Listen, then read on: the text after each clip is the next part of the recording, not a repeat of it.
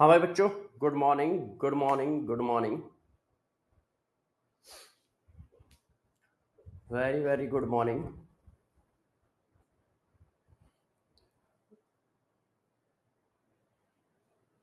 नमस्ते बेटा, नमस्ते नमस्ते। आज बच्चों नया चैप्टर चालू हो रहा है, केमिकल इक्विलिब्रियम। आज से नया चैप्टर चालू हो रहा है, केमिकल इक्विलिब्रियम। तो सभी लोग रेडी हो जाएं केमिकल इक्विलिब्रियम के लिए। यस, छोटा चैप्टर है मगर पिछले 3 साल से इससे क्वेश्चन बहुत आ रहा है। हाँ बेटा, मैं ही पढ़ाऊंगा। सीके मैं ही पढ़ाऊंगा, बिल्कुल टेंशन ना लो। आपकी केमिस्ट्री को बेस्ट करने का जिम्मा इस बार मैंने उठाया है, क्योंकि हाँ, लास्ट टाइम काफ़ी दिक्कतें आई थी, है ना। लास्ट टाइम काफ़ी दिक्कत आई थी नेक्स्ट ईयर ऑर्गेनिक इनऑर्गेनिक में, इसलिए अच्छा ठीक है अंकुश, हाँ जल्दी ही करा देंगे। अच्छा गौर समझो, केमिकल इक्विलिब्रियम छोटा चैप्टर है मगर इंपॉर्टेंट चैप्टर है। मगर इंपॉर्टेंट चैप्टर है क्यों? क्योंकि इससे एक क्वेश्चन पेपर में आउट होता है। एक क्वेश्चन यार आपको पेपर में मिलेगा ही मिलेगा। अच्छा ठीक है प्रियांशु, करा दूंगा।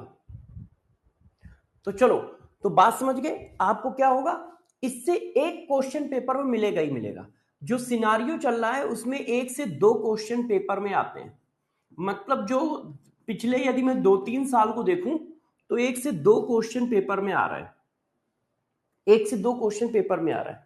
यदि मैं पिछले 2 से 3 साल का एनालिसिस करता हूं तो 2 से 3 साल का एनालिसिस करता हूं तो केमिकल इक्विलिब्रियम ज्यादा इंपॉर्टेंट है आयनिक इक्विलिब्रियम से। केमिकल इक्विलिब्रियम ज्यादा इंपॉर्टेंट है आयनिक इक्विलिब्रियम। ठीक है, चंचल करा दूंगा, चंचल करा दूंगा। आज ये सारी चीजें करा दूंगा। तो आज हम लोग केमिकल इक्विलिब्रियम स्टार्ट करेंगे। तो पहले क्या करेंगे? पहले हम वही करेंगे जो हमेशा करते हैं, टेस्ट। जो लास्ट क्लास में पढ़ाया गया है उसका टेस्ट लेंगे और फिर लेक्चर को स्टार्ट करेंगे। फिर हम लोग लेक्चर को स्टार्ट करेंगे। ठीक है, तो सब लोग जल्दी से कमर कस ले, क्योंकि आपका टेस्ट होने जा रहा है। Test number 35। Test number 35। Yes Kalu भाई, आप लाल क्यों हो रहे हो? क्या हुआ? सुबह सुबह लाल हो रहे हो? क्या मम्मी ने मारा कि पापा ने मारा? किसने मारा? कालू भाई लाल पीले नीले क्यों हो रहे हो? क्या हुआ सुबह सुबह?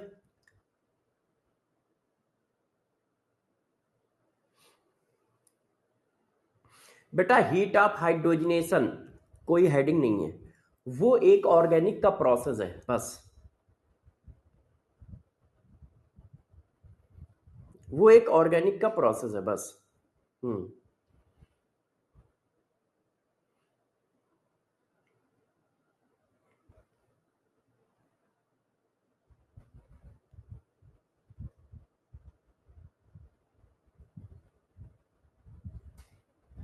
बताओ भाई। हाँ सर बेसिक से कराइएगा। अरे भैया बेसिक से ही कराऊंगा, आप बिल्कुल टेंशन ना लो। आप बिल्कुल टेंशन ना लो। हाँ, सभी बच्चे ऑर्गेनिक सभी बच्चे थर्मोडाइनमिक्स को खूब रिवाइज करें, खूब रिवाइज करें। क्योंकि देखो थर्मोडायनेमिक्स थोड़ा सा टफ है, चैप्टर है। मेरे हिसाब से इतना टफ नहीं है, मगर हाँ बच्चों के लेवल पे टफ है। जब मैं पढ़ता था मुझे भी टफ लगता था। टफ क्या लगता था? तो मुझे जो टफ लगता था मैं बताता हूँ। मैं क्या है, सारे टर्म याद नहीं थे, हर टर्म की मीनिंग याद नहीं थी, फार्मूले याद नहीं थे, ग्राफ याद नहीं थे, जिसकी वजह से मैं क्वेश्चनों में अटकता था। तो इसी वजह से मैंने आपको गाइड किया कि नहीं यार इसका रिवीजन ज्यादा करो, क्योंकि इतने सारे कॉन्सेप्ट हैं, इतने सारे छोटे बड़े पॉइंट हैं कि थर्मोडायनेमिक्स में यदि वो पॉइंट याद नहीं होंगे तो क्वेश्चन बनेगा नहीं, अटकेगा। ठीक है, चलो पहला क्वेश्चन आपकी स्क्रीन पर बताओ। पहला क्वेश्चन आपकी स्क्रीन पर बताइए जल्दी से। आप लोग इसका आंसर बताएं, मैं पानी की बोतल लेके आता हूं, बोतल लाना भूल गया हूं। आंसर बताओ।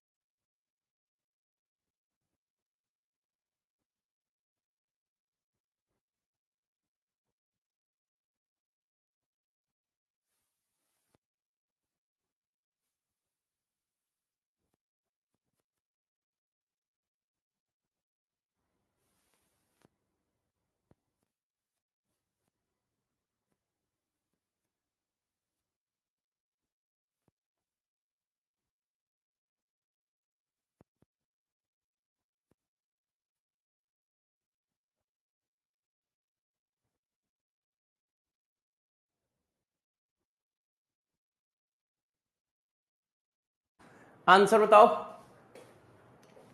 सभी बच्चे आंसर बताएं। अब देखो, delta U for a formation of methane at a certain temperature is इतना, the value of delta H. आपको पता है यदि कोई केमिकल रिएक्शन हो रही है तो डेल्टा यू और डेल्टा एच के बीच में ये रिलेशन का फार्मूला लगाना चाहिए। अब आप एनजी की वैल्यू देख लो, तो देखो मेथेन का आप क्या कर रहे हो, फॉर्मेशन कर रहे हो।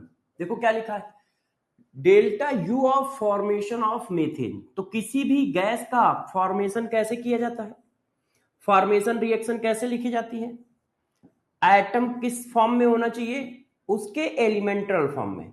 कार्बन किस फॉर्म में मिलता है, सॉलिड के फॉर्म में। हाइड्रोजन किस फॉर्म में मिलता है, गैस के फॉर्म में।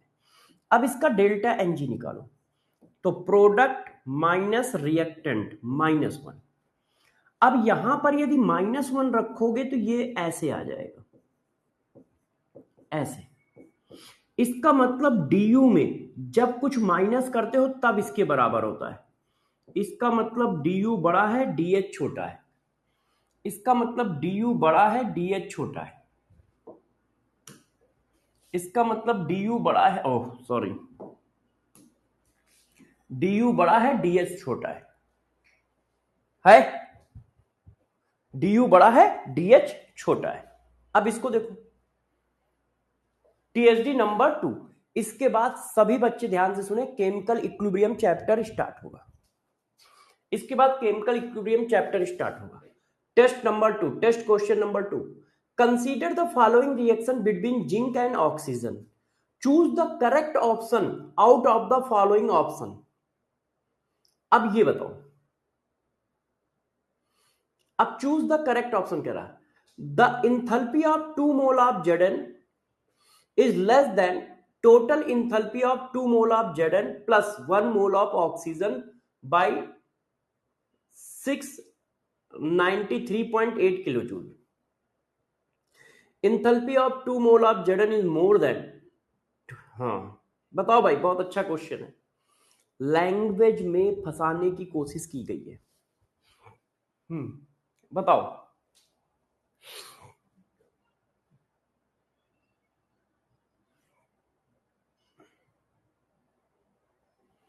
सब लोग आंसर दें। मुझे लग रहा है ये क्वेश्चन मोर देन 1 वाला है, क्योंकि मैंने ये एनसीईआरटी एग्जाम्पलर से उठाया है।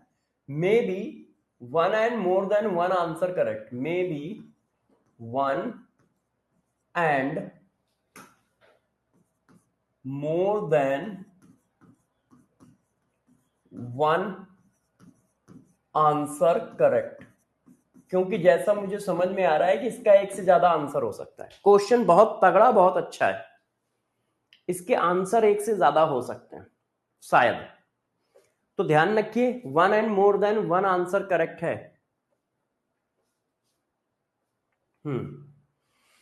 अब जरा देखो यार, अब मैं आपको बताता हूं, सब लोगों ने देख लिया, कर लिया। अब डेल्टा एच का साइन कैसा है, निगेटिव। यदि डेल्टा एच का साइन निगेटिव है तो सब लोग समझ गए कि ये एक्सोथर्मिक है।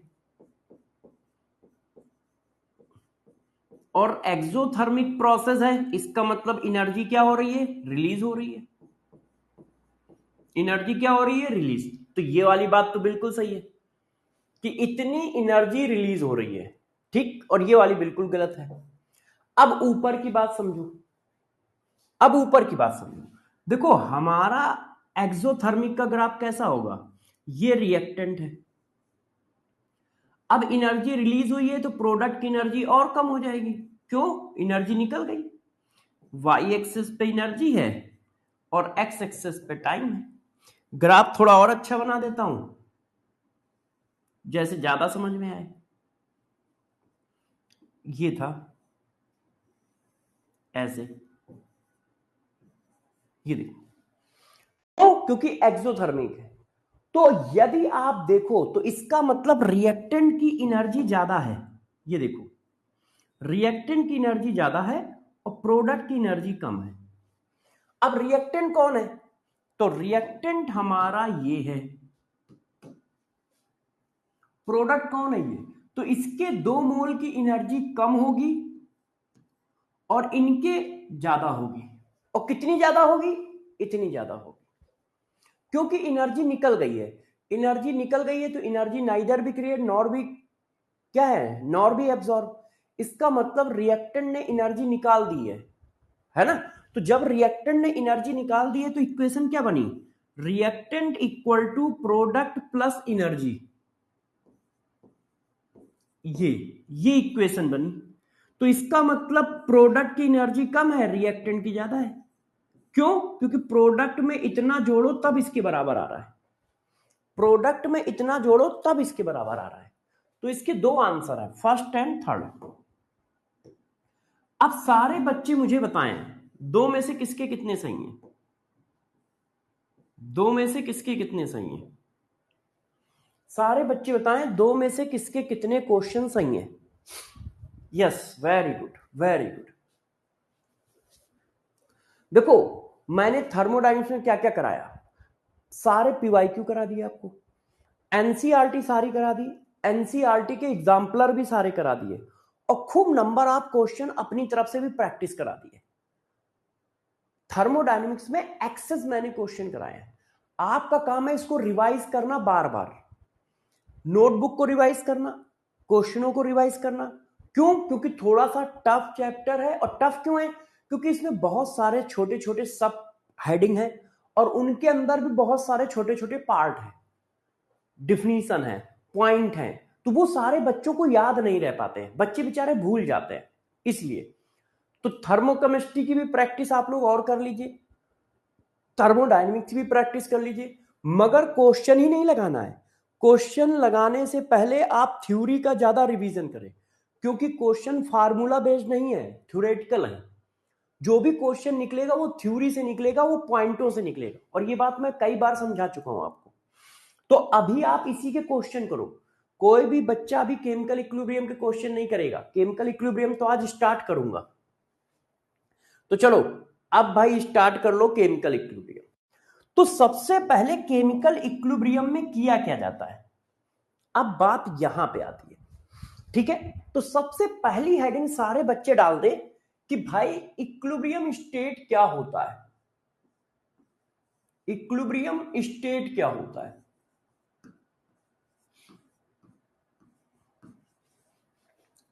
इक्विलिब्रियम स्टेट क्या होता है, अब हम इसकी बात से चैप्टर स्टार्ट करेंगे कि व्हाट इज इक्विलिब्रियम स्टेट।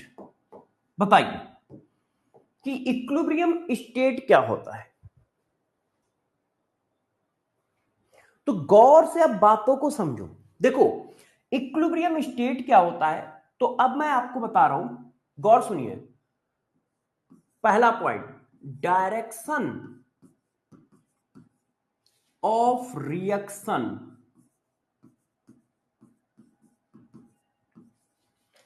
के बेसिस पर, डायरेक्शन ऑफ रिएक्शन, ठीक है, डायरेक्शन ऑफ रिएक्शन के बेसिस पर 2 टाइप की रिएक्शन बताई गई है। रिएक्शन की डायरेक्शन के बेसिस पर रिएक्शन दो टाइप की होती है, एक इररिवर्सिबल रिएक्शन, एक कैसी होती है बच्चों, इररिवर्सिबल रिएक्शन।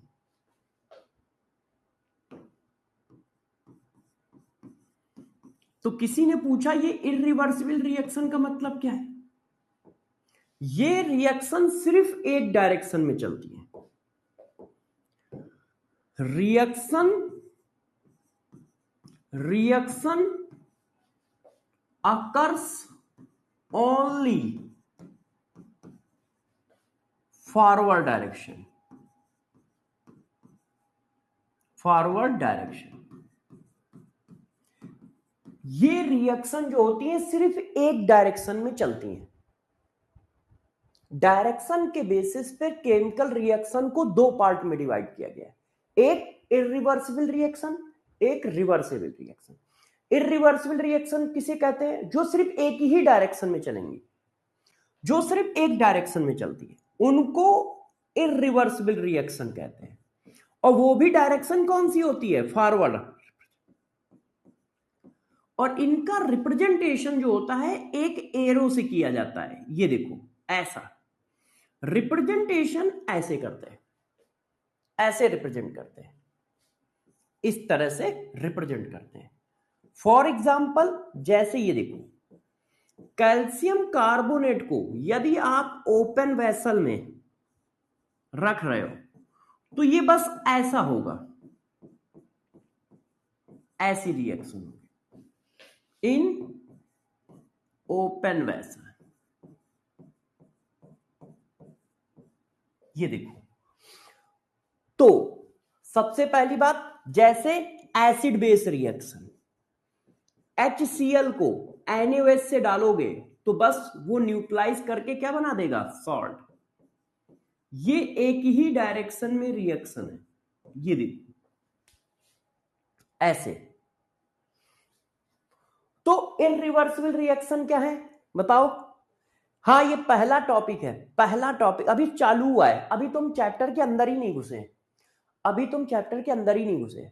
तो इररिवर्सिबल रिएक्शन क्या होती है? ऐसी रिएक्शन जो एक डायरेक्शन में चलती है, उनको हम सिंगल एरो से रिप्रेजेंट करते हैं। ये देखो, बस वो फॉरवर्ड डायरेक्शन में चलेंगी, बात खत्म। अच्छा, अब दूसरा टाइप क्या होता है? मैं पेज को चेंज कर रहा हूं। अब दूसरा टाइप होता है रिवर्सेबल रिएक्शन। Reversible reaction. अब बच्चों, रिवर्सेबल रिएक्शन क्या होती है, जरा इसको समझो।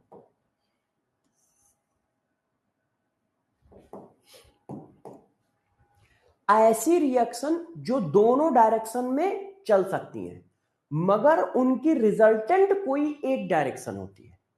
ऐसी रिएक्शन जो दोनों डायरेक्शन में चल सकती हैं, मतलब फॉरवर्ड डायरेक्शन में भी चल सकती है, बैकवर्ड डायरेक्शन में चल सकती है, और वो पर्टिकुलर किस डायरेक्शन में जा रही हैं वो डिपेंड करता है उनकी कंडीशन पर। तो रिवर्सेबल रिएक्शन क्या होती है, जरा गौर समझिए। रिएक्शन मूव या अकर्स बोथ डायरेक्शन, अब बोथ का मतलब forward and backward, forward and backward.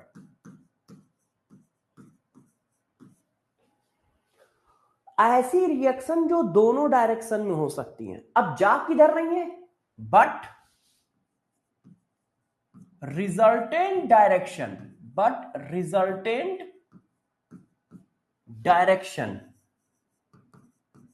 Direction depend upon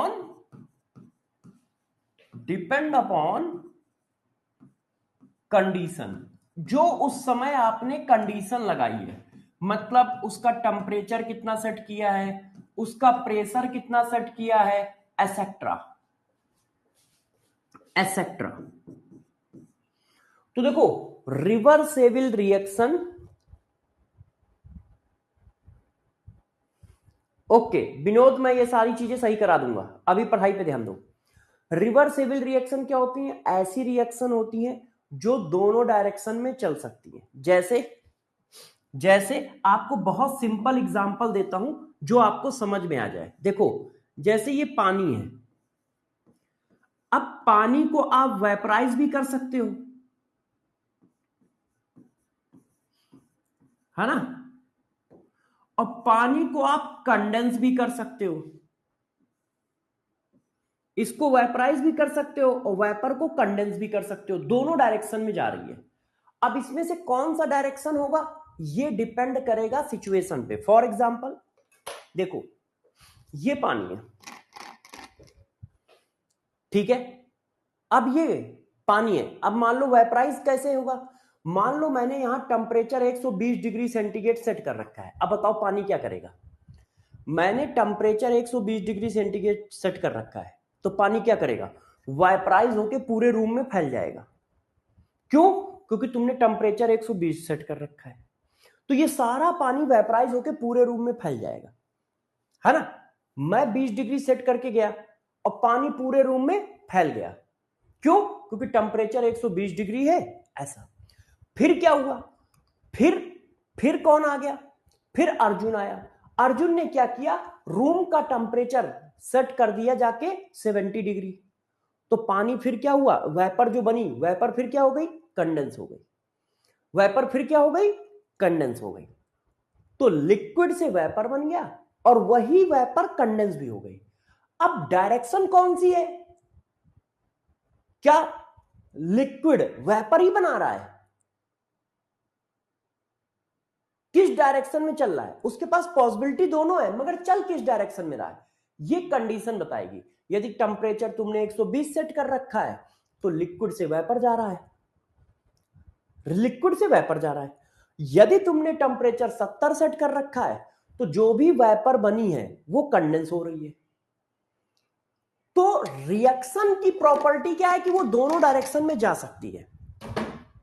अब जा किस डायरेक्शन में रही होगी ये डिपेंड करेगा कि आपने कंडीशन क्या लगाई है। ये डिपेंड करेगा कि आपने कंडीशन क्या लगाई है। जैसे ये देखो, अब मैं एक जगह पे दौड़ रहा हूं, गौर समझना, ना मैं आगे जा रहा हूं ना पीछे। अब किसी ने मेरे को पीछे से पुश किया तो मैं आगे आ गया, फॉरवर्ड डायरेक्शन।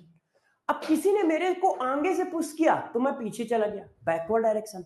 भाई रिएक्शन का कोई चेहरा थोड़ी होता है, मेरा तो चेहरा है, तुम चेहरे से मेरी डायरेक्शन पकड़ रहे हो, मगर रिएक्शन का कोई चेहरा थोड़ी है। अरे रिएक्शन के देखो कितना सुंदर रिएक्शन है, अरे देखो रिएक्शन के 2 हाथ हैं, अरे वाह क्या नसीली आंखें हैं, ऐसा तो कोई रिएक्शन में होता नहीं है। रिएक्शन का कोई चेहरा थोड़ी है ना। रिएक्शन का क्या कोई चेहरा है? नहीं। तो रिएक्शन कंडीशन के बेसिस पे फॉरवर्ड जा सकती है या बैकवर्ड जा सकती है। तो रिवर्सिबल रिएक्शन क्या है? दोनों डायरेक्शन में मूव करती है।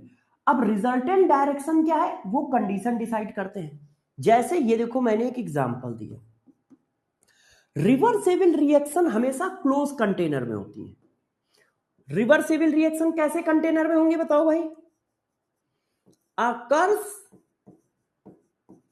In close container. Reversible reaction किस कंटेनर में होती है? क्लोज कंटेनर में होती है। अब इनको रिप्रेजेंट कैसे किया जाता है बताओ भाई? इसको रिप्रेजेंट किया जाता है डबल हेडेड एरो से। ये देखो, ये एरो और ये एरो से रिवर्सिबल रिएक्शन का रिप्रेजेंटेशन ऐसा है, इस तरह से, इस तरह से। क्लियर है सबको? हाँ, तो क्या सभी बच्चों को यह पता चल गया कि डायरेक्शन के बेसिस पे रिएक्शन 2 तरह की होती हैं? इरिवर्सिबल रिएक्शन जो सिर्फ एक डायरेक्शन में चलती हैं और वो भी फॉरवर्ड, उनको हम लोग रिप्रेजेंट करते हैं सिंगल हेडेड एरो से। दूसरी रिवर्सिबल रिएक्शन होती हैं जो दोनों डायरेक्शन में चलती हैं। रिजल्टेंट डायरेक्शन कंडीशन डिसाइड करती है। वो जो कंडीशन लगाओगे वो डिसाइड करेगी कि रिजल्टेंट डायरेक्शन फॉरवर्ड है या रिजल्टेंट डायरेक्शन बैकवर्ड है। इसको हम लोग डबल हेडेड एरो से रिप्रेजेंट करते हैं और रिवर्सेबल रिएक्शन हमेशा क्लोज कंटेनर में होती है। रिवर्सेबल रिएक्शन कहां पे होती हैं? क्लोज कंटेनर में होती हैं। अब जरा देखो बच्चों, अब मैं आपको पढ़ाने जा रहा हूं इक्विलिब्रियम स्टेट। अब हम चैप्टर के अंदर घुस रहे हैं। और इस पूरे चैप्टर में हम सिर्फ रिवर्सेबल रिएक्शन की बात करेंगे। इस पूरे चैप्टर में हम किसकी बात करेंगे बच्चों? रिवर्सेबल रिएक्शन की बात करेंगे। Only reversible reaction. अब देखो इक्विलिब्रियम स्टेट क्या होता है, गौर से सारे बच्चे सुनेंगे। अब यहां से चैप्टर के अंदर की एंट्री मिल रही है, ठीक है? यहां से चैप्टर के अंदर की एंट्री मिल रही है। अच्छा लो, एक आध बच्चे कह रहे सर कुछ लिखना है, लिख लो। मैं आपको 10-10 सेकंड दे रहा हूं, कोई ऐसी दिक्कत की बात नहीं है। बस आप अच्छे से समझते चलो, बस मेन काम ये है, बाकी टेंशन ना लो।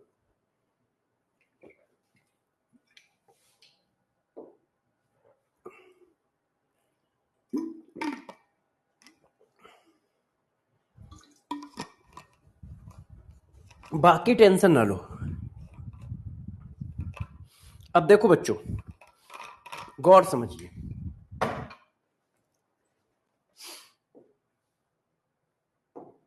अब देखो सबसे पहला point, equilibrium state reversible reaction में आता है। रिवर्सेबल रिएक्शन में आता है, पहला पॉइंट।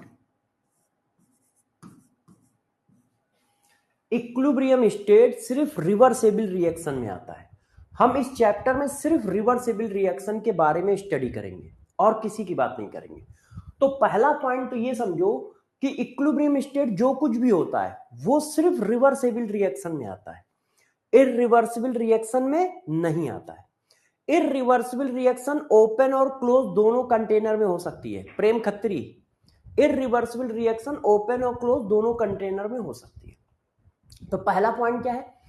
इक्विलिब्रियम स्टेट हमेशा कहां पे आता है? रिवर्सेबल रिएक्शन में आता है। अब दूसरा पॉइंट समझो, जहां पर डेल्टा जी की वैल्यू 0 होती है उस स्टेट को इक्विलिब्रियम स्टेट कहा जाता है। मैं पूरी डिफिनीशन लिखूंगा, परेशान ना हो। इक्विलिब्रियम स्टेट कहा जाता है।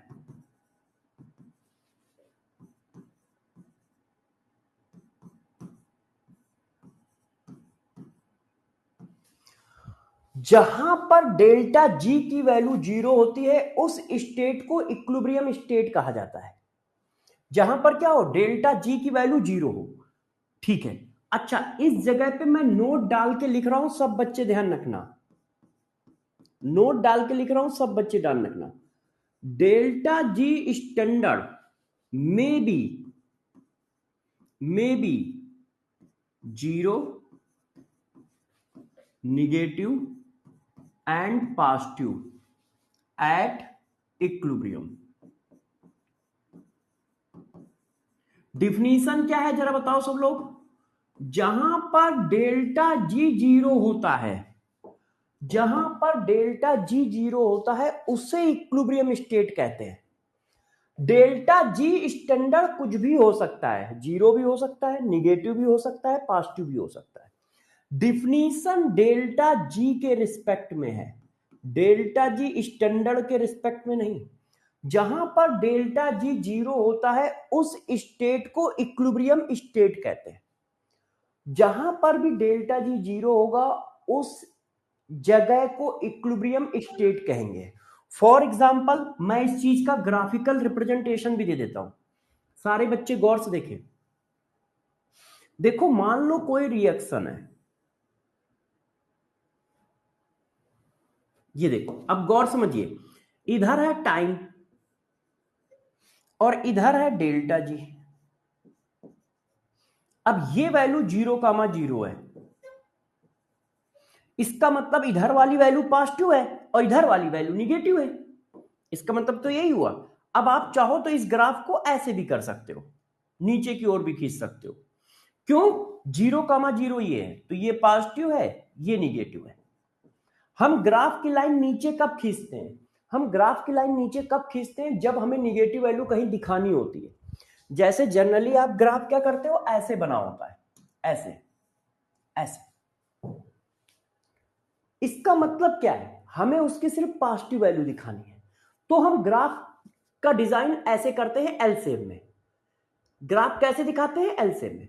मगर यदि कोई ऐसी वैल्यू है जो निगेटिव भी देगा पॉजिटिव भी देगा, तो हम ग्राफ को टी शेप में दिखाते हैं। ये देखो, तब हम ग्राफ को टी शेप में दिखाते हैं, ऐसे दिखाते हैं, ऐसे दिखाते हैं, ऐसे दिखाते हैं, तब हम टी शेप में दिखाते हैं। तो यार डेल्टा जी की वैल्यू निगेटिव भी है पॉजिटिव भी है, तो इस वजह से हम ग्राफ को क्या कर रहे हैं? टी शेप में दिखा रहे हैं। अब देखो, मान लो कोई रिएक्शन है और किसी रिएक्शन का ग्राफ ऐसे है, गौर से देखिए, ऐसे। तो अब ये वाला पॉइंट क्या रिप्रेजेंट कर रहा है बताओ? ये वाला पॉइंट क्या रिप्रेजेंट कर रहा है? ये पॉइंट रिप्रेजेंट कर रहा है कि डेल्टा जी की वैल्यू यहां पर 0 है। इसका मतलब यही पॉइंट क्या है? इक्विलिब्रियम स्टेट है। यही पॉइंट क्या है? इक्विलिब्रियम स्टेट है। इक्विलिब्रियम स्टेट है। यही पॉइंट इक्विलिब्रियम स्टेट है, क्योंकि जहां पर डेल्टा जी 0 होता है वो इक्विलिब्रियम स्टेट बोला जाता है, और यहां पर डेल्टा जी 0 है। क्यों? इधर की वैल्यू पॉजिटिव है, इधर की वैल्यू निगेटिव है। समय के साथ डेल्टा जी का चेंज 0 है, ये देखो। अच्छा, इसी ग्राफ को ऐसे भी बनाया जा सकता है। अब देखो, ये थोड़ा मैथमेटिकल ग्राफ है, आप में से बहुत सारे बच्चे जानते होंगे। उसका रीजन है क्योंकि आप फिजिक्स पढ़ते हो, और फिजिक्स में ये बहुत छोटी सी बात होती है। केमिस्ट्री में तो बड़ी बात होती है, मगर फिजिक्स में छोटी बात होती है। क्या? मैं आपको दिखाता हूं। देखो, ये delta G upon D T है, मतलब टाइम के साथ डेल्टा जी का चेंज है ना। आप चाहो तो इसको ऐसे लिख लो, और आप चाहो तो टाइम के साथ डेल्टा जी का चेंज लिख लो, बात एक ही है। अब मान लो डेल्टा जी का ग्राफ ऐसा बना हुआ है, ऐसा। अब आप में से कोई बच्चा मुझे बता सकता है कि ये पॉइंट पे क्या होगा? इस पॉइंट पे क्या होगा? इस पॉइंट पे क्या होगा? Delta G upon D T की वैल्यू इस पॉइंट पे क्या होगी? कितनी होगी? 0 होगी। क्या होगी? 0 होगी। तो यदि इस पॉइंट पे इसकी वैल्यू 0 है, इसका मतलब ये भी इक्विलिब्रियम स्टेट है। ये भी इक्विलिब्रियम स्टेट है। क्यों? क्योंकि इस पॉइंट पे चेंज 0 है।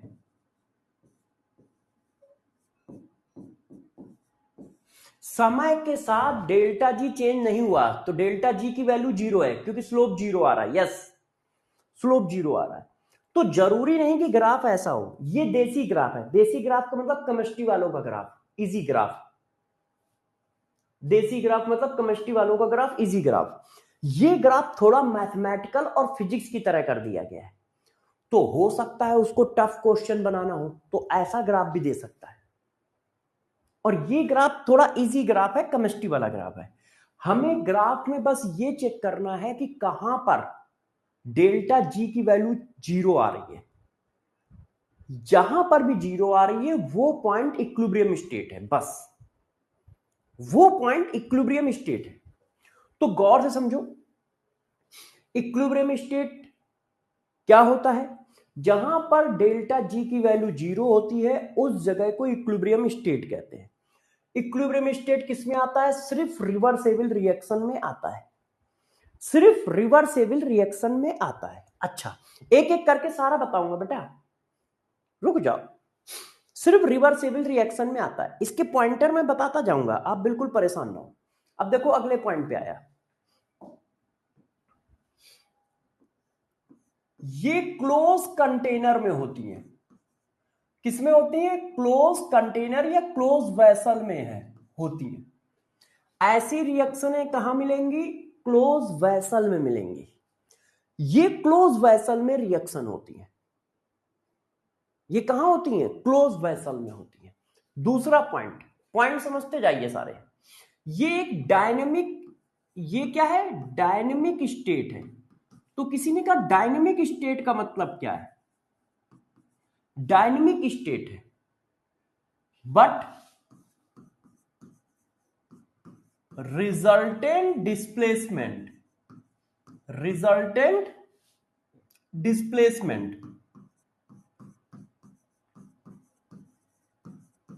डिस्प्लेसमेंट या चेंज इन कंसंट्रेशन जीरो है। डायनेमिक स्टेट का मतलब क्या है? जरा गौर से मेरी बात को समझिएगा, ठीक है? मैं आपको एक बहुत सिंपल तरीका बता रहा हूं जैसे आप इस बात को पहले समझ पाओ, ठीक है? एक सेकंड में मैं एक कदम पीछे जाता हूं, आगे जाता हूं, एक कदम पीछे आता हूं। देखना, एक सेकंड में ये अब बताओ मेरा डिस्प्लेसमेंट कितना हो रहा है? मैं डायनेमिक हूं? क्या मैं रुका हुआ हूं? नहीं, मैं चल रहा हूं। चेक करो, क्या मैं रुका हुआ हूं? नहीं, मैं चल रहा हूं। अब बताओ रिजल्टेंट डिस्प्लेसमेंट किधर है? मैं आगे जा रहा हूं कि पीछे जा रहा हूं? मेरा रिजल्टेंट डिस्प्लेसमेंट जीरो है। ना तो मैं आगे जा रहा हूं ना पीछे जा रहा हूं। क्यों? एक सेकंड में यदि मैं 1 मीटर आगे जाता हूं तो उसी 1 सेकंड में 1 मीटर पीछे आ जाता हूं। उसी 1 सेकंड में मैं 1 मीटर पीछे आ जाता हूं। तो रिजल्टेंट डिस्प्लेसमेंट कितना है? जीरो। उसी तरह से अब रिएक्शन तो कोई डिस्प्लेसमेंट करेगी नहीं कि यार 300 किलोमीटर रिएक्शन चली गई या 300 मीटर रिएक्शन गई। रिएक्शन में रिजल्टेंट क्या चेंज? जीरो होगा, कंसंट्रेशन चेंज। रिजल्टेंट कंसंट्रेशन का चेंज जीरो है। मतलब 1 सेकंड में 1 मोल रिएक्टेंट मान लो ब्रेक हुआ, उसी 1 सेकंड में 1 मोल रिएक्टेंट फॉर्म हो जाएगा। तो चेंज बताओ कितना आया? 1 सेकंड में 1 मोल रिएक्टेंट ब्रेक हुआ, उसी 1 सेकंड में 1 मोल रिएक्टेंट फॉर्म हो गया। चेंज कितना आया? जीरो। मगर रिएक्शन चल रही है। तो ध्यान रखो, रिएक्शन इक्विलिब्रियम पे रिएक्शन चल रही होती है, बस उसकी कोई रिजल्टेंट डायरेक्शन नहीं होती है। इक्विलिब्रियम पे उसकी कोई रिजल्टेंट डायरेक्शन नहीं होती है। मतलब वो कुछ ऐसा ट्रेडमिल पे दौड़ रहा होता है, ना तो डिस्प्लेसमेंट जीरो है मगर दौड़ रहा है ट्रेडमिल पे। डिस्प्लेसमेंट जीरो है, मैं उसी जगह पे हूं। देखो मैं दौड़ रहा हूं, डायनेमिक हूं, मगर रिजल्टेंट मेरा सब कुछ जीरो है?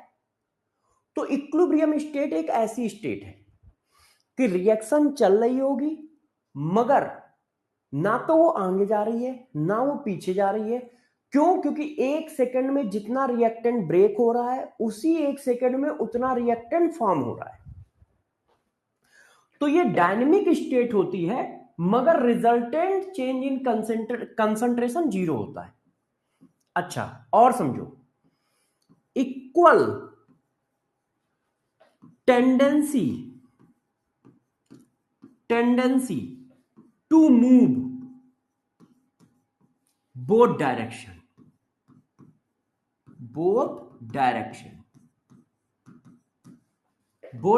का मतलब forward and backward. Equal tendency होती है दोनों डायरेक्शन में मूव करने की, क्योंकि रिजल्टेंट तो कुछ है नहीं, तो उसकी इक्वल टेंडेंसी है। वो फॉरवर्ड भी जा सकता है, बैकवर्ड भी जा सकता है। इक्विलिब्रियम स्टेट पे रिएक्शन की इक्वल टेंडेंसी है फॉरवर्ड जाने की, बैकवर्ड जाने की। क्यों? क्योंकि डेल्टा जी जीरो है, तो वो जीरो से प्लस की ओर भी जा सकता है, जीरो से माइनस की ओर भी जा सकता है। डेल्टा जी की वैल्यू क्या है? जीरो। तो जीरो से प्लस की ओर भी जा सकता है, जीरो से माइनस की ओर भी जा सकता है। तो कहा जाता है कि इक्वल टेंडेंसी है move in both direction. Forward direction में जाने की जितनी टेंडेंसी है उतनी ही बैकवर्ड डायरेक्शन में जाने की है। Equal tendency to move both direction. क्यों? क्योंकि डेल्टा जी की वैल्यू 0 पे है, तो यार वो 0 से पॉजिटिव भी हो सकता है और 0 से निगेटिव भी हो सकता है। क्या ये बातें समझ में आ रही हैं? ये सारे पॉइंटर ध्यान रखना, ये ऑप्शन के फॉर्म में लिखे होंगे कहीं ना कहीं, ये सारे पॉइंटर ध्यान रखने हैं, ऑप्शन के फॉर्म में लिखे होंगे। अच्छा, अब देखो,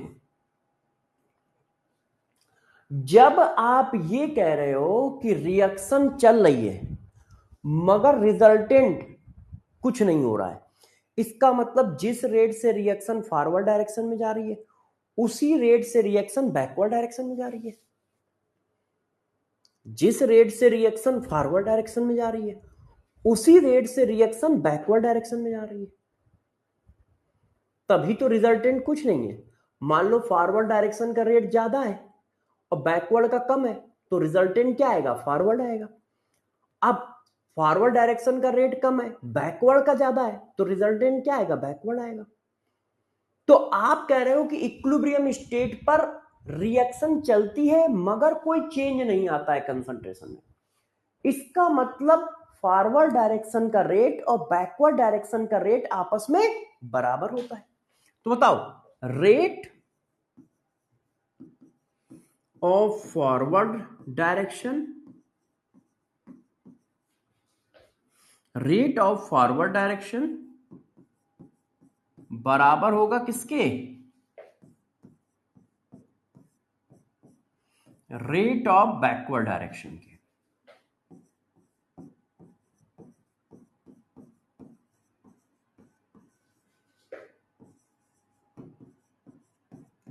इक्विलिब्रियम पर, इक्विलिब्रियम पर फॉरवर्ड डायरेक्शन का रेट बैकवर्ड डायरेक्शन के रेट के बराबर होगा। अब इसी चीज को ग्राफिकल रिप्रेजेंट करके दिखाओ।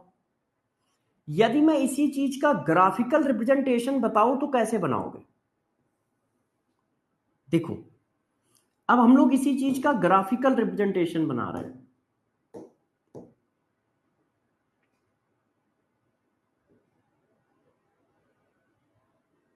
बनाइए सारे बच्चे। देखो, इधर है रेट, इधर है टाइम। अब जब t इक्वल टू 0 होगा तो रेट कैसा होगा? फॉरवर्ड डायरेक्शन का रेट ज्यादा होगा। क्यों? क्योंकि आप सभी लोग जानते हो कि रेट की इक्वेशन ये होती है,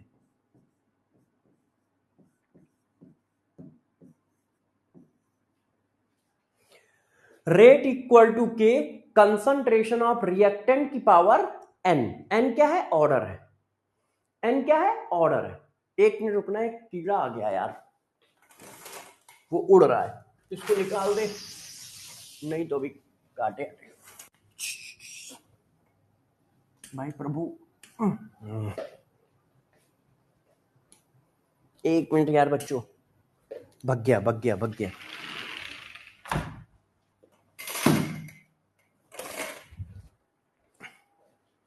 हाँ ठीक है ना, वो काट लेगा अभी। तो जरा देखो, तो रेट की इक्वेशन केमिकल काइनेटिक्स में मैंने ये पढ़ाई है। अब जब आपने रेट की इक्वेशन ये पढ़ाई है तो बताओ t इक्वल टू 0 पे कंसंट्रेशन किसका ज्यादा होगा? रिएक्टेंट का कि प्रोडक्ट का? सभी प्यारी जनता बताए, t इक्वल टू 0 पे रिएक्टेंट का कंसंट्रेशन ज्यादा होगा कि प्रोडक्ट का? रिएक्टेंट का ज्यादा होगा। इसका मतलब रिएक्टेंट का रेट ऊपर से नीचे की ओर आएगा। क्यों? क्योंकि कंसंट्रेशन ज्यादा तो रेट ज्यादा, तो रिएक्टेंट का रेट ऐसे चलेगा ऊपर से नीचे की ओर, ऐसे। अच्छा, प्रोडक्ट का रेट बताओ। t इक्वल टू 0 पे प्रोडक्ट का कंसंट्रेशन 0। जैसे जैसे रिएक्शन आगे बढ़ेगी प्रोडक्ट का कंसंट्रेशन बढ़ेगा, और प्रोडक्ट का कंसंट्रेशन बढ़ेगा तो प्रोडक्ट का रेट बढ़ेगा। तो प्रोडक्ट का रेट 0 से चालू होगा और एक समय पे दोनों कोइंसाइड कर जाएंगे। क्यों? एक समय पे दोनों के रेट बराबर हो गए, और रेट बराबर हो गए तो वो लाइनें क्या हो जाएंगी? पैरेलल हो जाएंगी। तो ये देखो, ये फॉरवर्ड डायरेक्शन का रेट है, ये बैकवर्ड डायरेक्शन का रेट है, और यहां पर दोनों रेट बराबर हो गए। और जहां पर दोनों रेट बराबर होते हैं वो कौन सी जगह है? चेक करो, जहां पर दोनों रेट बराबर होते हैं वो कौन सी जगह है, इक्विलिब्रियम है। इसका मतलब ये इक्विलिब्रियम को रिप्रेजेंट कर रहा है, ये इक्विलिब्रियम को रिप्रेजेंट कर रहा है। और जब इक्विलिब्रियम खत्म होगा तो कोई भी ऊपर जा सकता है, कोई भी नीचे जा सकता है। क्यों? क्योंकि हमें नहीं पता है कि रिएक्शन जाएगी किधर, आगे या पीछे, हमें कहां पता है, इक्वल टेंडेंसी है ना। तो इक्विलिब्रियम के बाद रिएक्शन किधर जा रही है हमें नहीं पता है। तो इक्विलिब्रियम के बाद ग्राफ नीचे भी आ सकते हैं, ग्राफ ऊपर भी जा सकते हैं, कहीं पर भी जा सकते हैं, हम में से किसी को नहीं पता है। तो गौर से देखो, रेट का ग्राफ ऐसा क्यों आया है, समझ रहे हो? क्यों? क्योंकि रिएक्टेंट का रेट कंसंट्रेशन ज्यादा होगा, रिएक्टेंट का कंसंट्रेशन ज्यादा होगा तो रिएक्टेंट का रेट ज्यादा होगा। तो टाइम के साथ रिएक्टेंट का रेट डिक्रीज करेगा, प्रोडक्ट का रेट जो होगा वो टी इक्वल टू 0 पे 0 होगा, टाइम के साथ प्रोडक्ट का रेट बढ़ेगा। और एक ऐसी जगह आएगी जहां पर दोनों के रेट बराबर हो जाएंगे, और जहां पर दोनों के रेट बराबर हो गए उसी को इक्विलिब्रियम स्टेट बोल रहे होंगे, क्योंकि इक्विलिब्रियम स्टेट पर दोनों के रेट बराबर होते हैं। क्या ये पॉइंट समझ पाए सब लोग? क्या ये पॉइंट सब लोग समझ पाए? क्या ये पॉइंट समझ पाए? अच्छा, किसी बच्चे ने कहा कि सर इक्विलिब्रियम स्टेट कब आएगा, कितने बजे आएगा?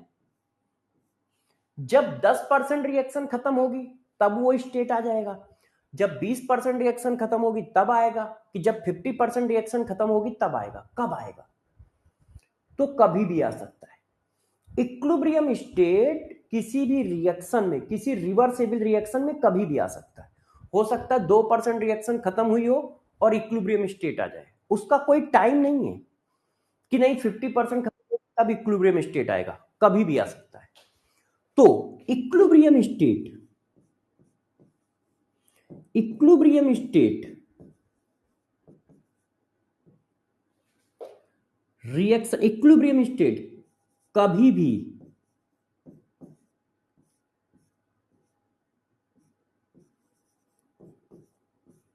आ सकता है।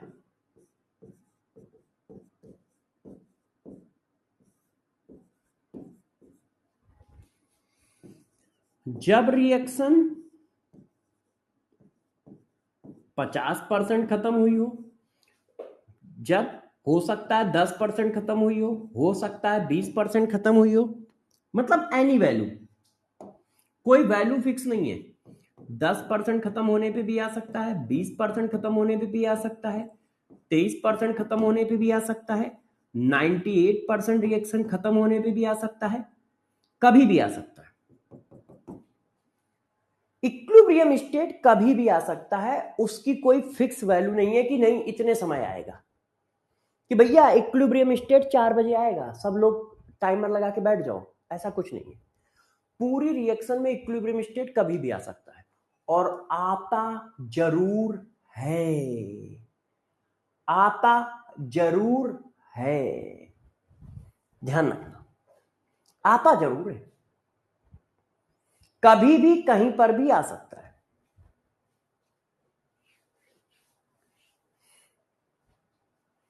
ठीक है? और एक पर्टिकुलर रिएक्शन में एक पर्टिकुलर जगह आएगा, एक पर्टिकुलर रिएक्शन में एक पर्टिकुलर जगह आएगा। अच्छा,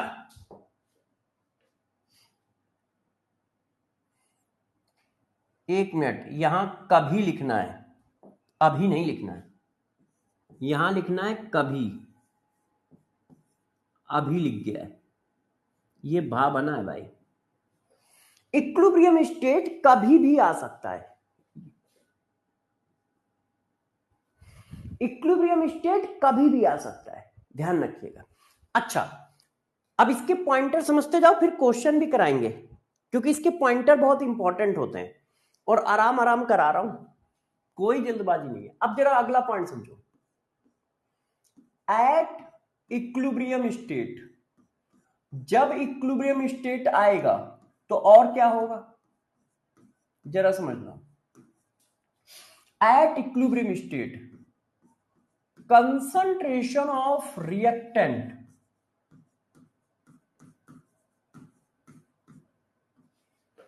and product are constant. Equilibrium state पे concentration of reactant and product constant हो जाएंगे। क्यों? आप कह रहे हो रेट बराबर है, आप कह रहे हो कि रिएक्शन ना फॉरवर्ड जा रही है ना बैकवर्ड जा रही है, तो कंसंट्रेशन तो कांस्टेंट हो रहे होंगे। 1 सेकंड में 2 मोल प्रोडक्ट बना, 1 सेकंड में 2 मोल प्रोडक्ट बिगड़ा, कितना चेंज आया? कोई चेंज नहीं आया। ना तो प्रोडक्ट बढ़ा ना प्रोडक्ट खत्म हुआ। 1 सेकंड में 10 रुपए मुझे मिले, उसी 1 सेकंड में 10 रुपए मेरे से खर्च हो गए, मेरी वैल्यू में कितना चेंज आया? कोई चेंज नहीं आया। तो इसका मतलब मेरी वैल्यू क्या है? फिक्स है, कांस्टेंट है। मेरी वैल्यू क्या है? फिक्स है, कांस्टेंट है। मेरी जेब में 100 रुपए है, मेरी जेब में 100 रुपए है, ठीक है। 1 सेकंड में 10 रुपए नीरज ने हमें दिए, उसी समय उसी 1 सेकंड में 10 रुपए वाइफ ने मेरे से छीन लिए, वाइफ ने मेरे से छीन लिए। भाई देखो, घर का बॉस एक ही होता है, चाहे आप बाहर सीएम हो, पीएम हो, सर्वेश दीक्षित हो, कोई भी हो, घर के अंदर सब। अब वो तुम अपने घर में भी देखते होगे, ऐसा थोड़ी है कि मेरे लिए है कोई। तो तुमने 10 रुपए दिए, उधर छीन लिए गए, तो चेंज मेरे पास कितना आया? 0। चेंज कितना आया? आसिफ कह रहा है सर मैम बहुत खून खा रहे हैं। बेटा हर घर की मैम बहुत खून खा रहा है, एक बार अपने पापा से पूछना तो सही। तो चलो मजाक खत्म करते हैं, पढ़ाई पे आते हैं। तो चेंज इन कंसंट्रेशन कितना है? 0 है। चेंज इन कंसंट्रेशन, देखो ये सब मजाक होता है ना। गर्ल्स, वाइफ, मदर, ये सब बहुत अच्छे होते हैं, मेंस के रिस्पेक्ट में ज्यादा अच्छे होते हैं। क्यों? क्योंकि वो आपको जब ज्यादा केयर करते हैं, आपको ज्यादा प्यार करते हैं, तो आपको थोड़ा सा ज्यादा बोलेंगे भी, आपको ज्यादा बोलेंगे भी। आप मान लो, गौर सुनना, आप कोई गलत काम कर रहे हो, तो क्या कोई राह चलता आदमी तुम्हें टोकता है?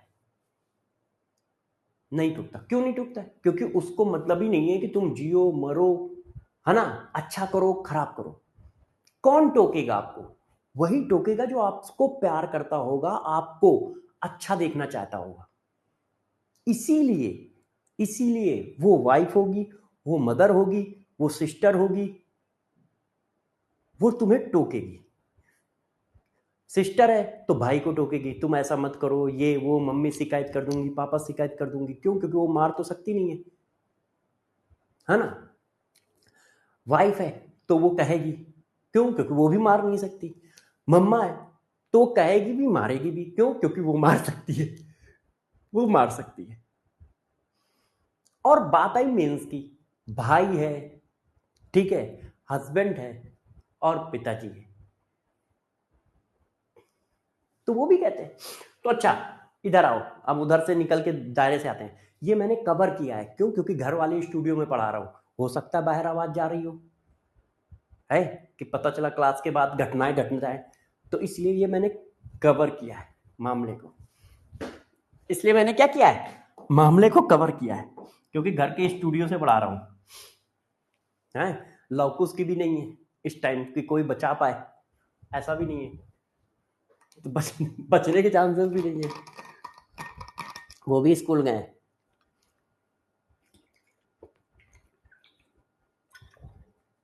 तो तुम लोग समझ पा रहे हो कितने प्रेशर में क्लास चल रही होती है।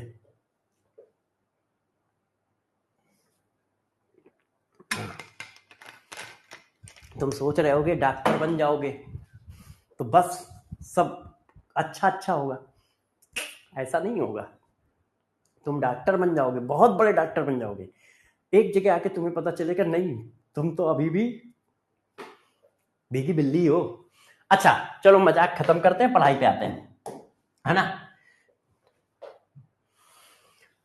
हाँ देखो, इक्विलिब्रियम पे क्या है? Concentration of reactant and product constant होगा। अब देखो कांस्टेंट होगा, बराबर होगा कि नहीं ये मैं नहीं कह रहा, अच्छे से लैंग्वेज को पकड़ना। कांस्टेंट होगा, बराबर होगा कि नहीं मैं ये नहीं कह रहा। यहां पे 3 कंडीशन होगी। हो सकता है कि रिएक्टेंट का कंसंट्रेशन प्रोडक्ट के कंसंट्रेशन से ज्यादा हो सकता है कि जब इक्विलिब्रियम आया तो दोनों का कंसंट्रेशन आपस में बराबर और हो सकता है कि प्रोडक्ट का कंसंट्रेशन ज्यादा हो। तीन ही पॉसिबिलिटी तो है भाई, ज्यादा, कम या बराबर। मेरी जेब में 100 रुपए है, अब क्या पॉसिबिलिटी है? या तो अभिषेक से ज्यादा पैसे होंगे या अभिषेक से कम पैसे होंगे मेरी जेब में, या अभिषेक के बराबर होंगे। तीन ही पॉसिबिलिटी तो है। क्यों अभिषेक तो डॉक्टर बनना है, कमी होंगे मेरे पास, वो तो डॉक्टर है, डॉक्टर साहब है। तो जरा देखो, जब इक्विलिब्रियम आएगा तो रिएक्टेंट एंड प्रोडक्ट के कंसंट्रेशन कांस्टेंट होंगे, मगर बराबर होंगे ऐसा हम नहीं कह सकते। कम होगा हम ये भी नहीं कह सकते, ज्यादा होगा ये भी नहीं कह सकते। तीन कंडीशन है, तो इन तीन कंडीशन का ग्राफ भी बनेगा। इन तीनों कंडीशन का ग्राफिकल रिप्रेजेंटेशन कैसा होगा, अब देखो, क्योंकि इसके ग्राफ भी पूछे जाएंगे।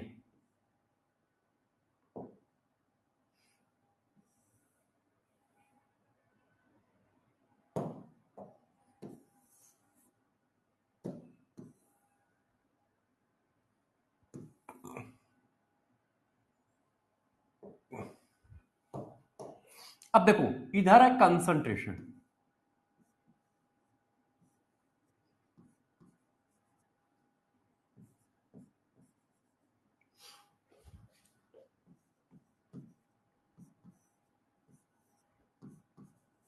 इधर है टाइम, इधर है कंसंट्रेशन।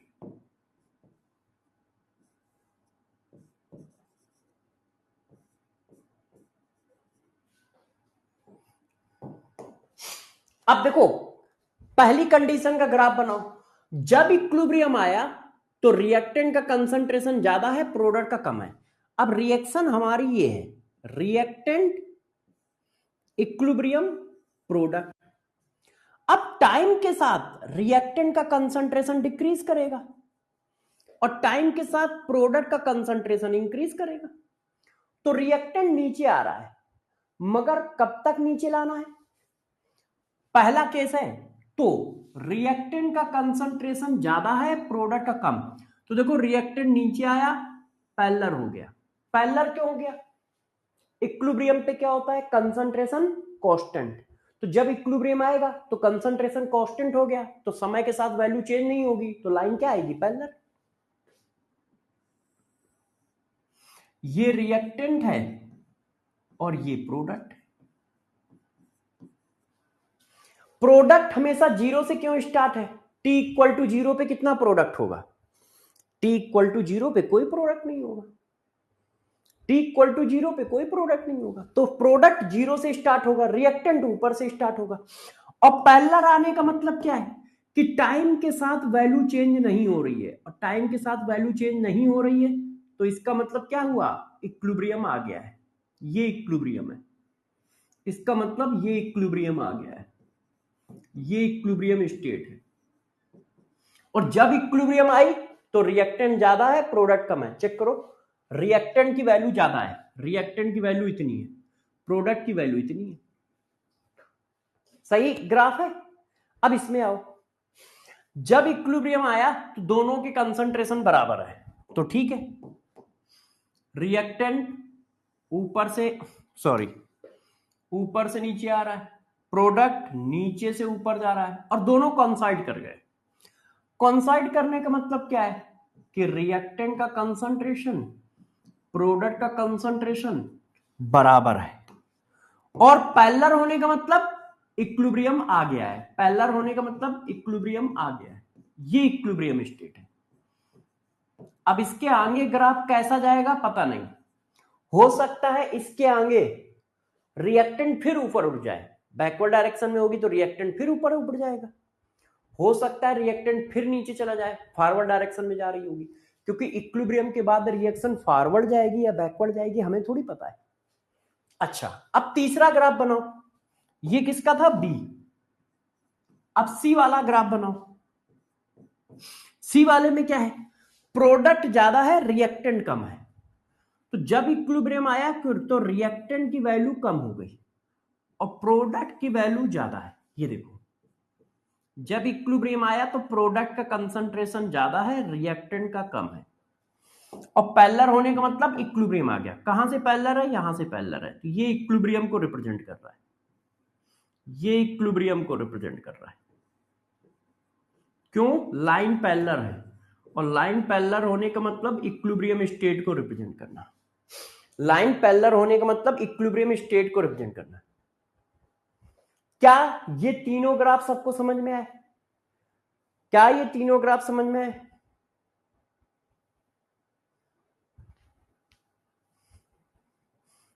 ये कौन है, कालू? तुम्हें हम बहु मारेंगे, तुम डेली किडनी बेचते रहते हो। Yes, very good, very good, yes. तो देखो, इक्विलिब्रियम स्टेट की कंडीशन, इक्विलिब्रियम स्टेट क्या है, इक्विलिब्रियम स्टेट क्या है, ये सिर्फ रिवर्सेबल रिएक्शन में आता है। जहां पर डेल्टा जी की वैल्यू 0 होती है, उस पॉइंट को, उस जगह को इक्विलिब्रियम स्टेट कहते हैं। डेल्टा जी स्टैंडर्ड की वैल्यू कुछ भी हो सकती है इक्विलिब्रियम स्टेट पर, 0 माइनस प्लस कुछ भी। इक्विलिब्रियम स्टेट क्लोज कंटेनर में आएगी। ये एक डायनेमिक स्टेट है। इक्विलिब्रियम स्टेट पे इक्वल टेंडेंसी होती है रिएक्शन के फॉरवर्ड जाने की, रिएक्शन के बैकवर्ड जाने की। इक्विलिब्रियम स्टेट पे rate of forward reaction, rate of backward reaction बराबर होता है। किसी रिएक्शन पे इक्विलिब्रियम कहां पे आएगा, ऐसा कोई डिफाइन नहीं है, कभी भी कहीं पर भी आ सकता है। जब इक्विलिब्रियम आएगा तो रिएक्टेंट का कंसंट्रेशन और प्रोडक्ट का कंसंट्रेशन क्या होगा, कांस्टेंट होगा। ग्राफिकल रिप्रेजेंटेशन ये है। अगला पॉइंट गौर सुनिए, catalyst, catalyst does not change, catalyst does not change location of equilibrium. Location, आप लोकेशन बोलो, पोजीशन बोलो, of equilibrium.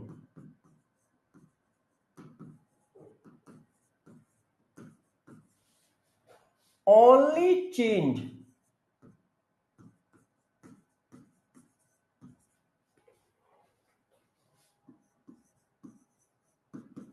rate of forward and backward direction,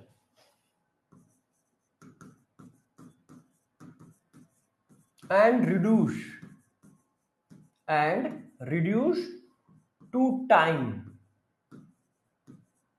to achieve equilibrium state. Equilibrium state तक पहुंचने के टाइम को reduce करता है। Catalyst क्या करता है, कैटलिस्ट लोकेशन को चेंज नहीं करेगा। मान लो 10% रिएक्शन खत्म होने पर इक्विलिब्रियम आता है, तो कैटलिस्ट डाल दोगे तो 10% रिएक्शन खत्म होने पर ही इक्विलिब्रियम आएगा। बस 10% रिएक्शन खत्म होने में पहले 3 मिनट लगते थे, तो अब 2 मिनट लगेंगे। क्यों, क्योंकि दोनों तरफ के रेट को वो बढ़ा दे रहा है।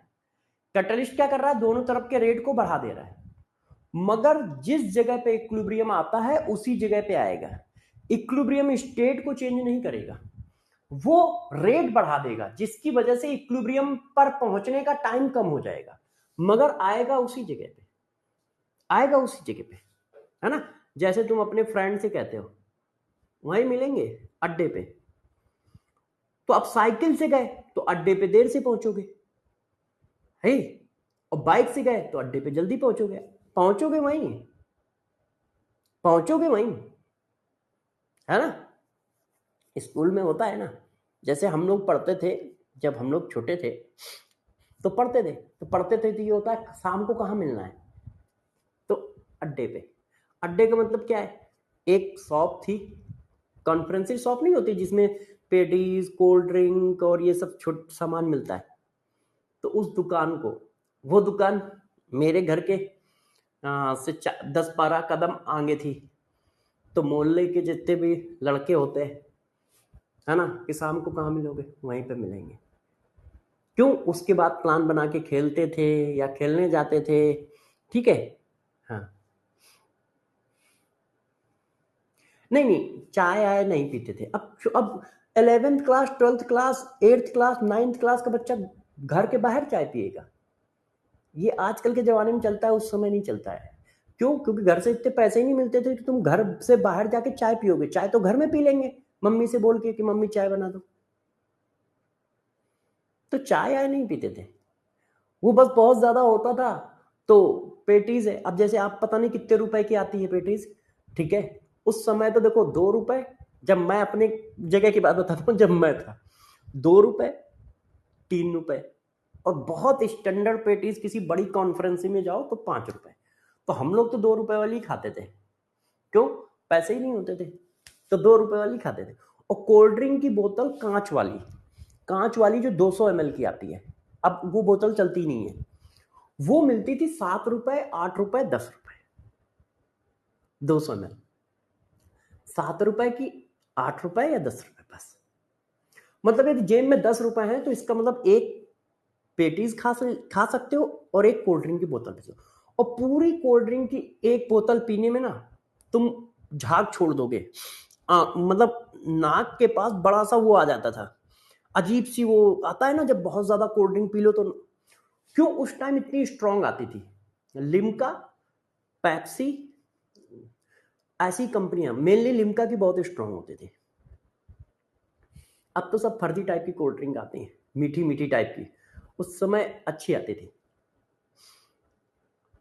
तो यदि 10 रुपए है तो हम लोग अपने को बादशाह समझते थे कि आज 10 रुपए जेब में, आज तो पार्टी है। क्यों? उस 10 रुपए में एक कोल्ड ड्रिंक की बोतल मिल जाएगी, एक पेटीज मिल जाएगी खाने को, या फिर मक्खन और ब्रेड। मतलब रोड पे लगाते थे, वो ब्रेड है, ब्रेड पे मक्खन लगा देंगे और छाछ का एक गिलास दे देंगे। वो मिलता था 5 रुपए या 7 रुपए का। बच्चे सोच रहे होंगे सर किस जमाने में पाए जाते थे? आदिकाल में पाए जाते थे क्या? 1 रुपए के, 1 रुपए के, अब मुझे याद नहीं है, 1 रुपए के 3 गोलगप्पे मिल जाते थे शायद। 3, हाँ, छोटे में तो मुझे मिल जाते थे 3 गोलगप्पे, ठेली में। कॉन्फ्रेंसिंग में तो गोलगप्पे पहले लगते ही नहीं थे। ठेला जो नहीं लगा रहता है गलियों में, रोड पे। हाँ, तो 1 रुपए में 3-4 गोलगप्पे मिल जाते थे आराम से खाने को। अरे अब आप इससे आइडिया लगा लो, मैं स्कूल यदि पढ़ने जा रहा हूं तो मुझे 50 पैसे मिलते थे। और यदि मुझे स्कूल मान लो घर से खाना आना बिल्कुल नहीं खा के गया हूं, क्यों? क्योंकि सुबह 6 बजे निकलता था। पहले मैं जाके ट्यूशन पढ़ता था। ट्यूशन मतलब एक कोचिंग, एक सब्जेक्ट की। फिर उधर ही से मैं स्कूल चला जाता था और फिर वापस आता था और फिर खाना आना घर में खाया, फिर कोचिंग चला गया।